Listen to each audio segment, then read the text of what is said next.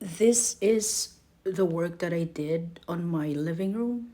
I'm showing you a quick timeline from when I started working on the floor, tiling, grouting, cleaning up the mess, baseboard that I replaced with a white tile, and making sure all those after grout mess is gone, and then changing the paint on that particular room, setting it up, and making it look nice. That's it.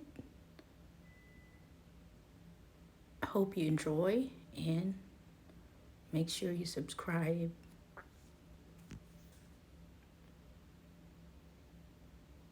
Let me know what you think.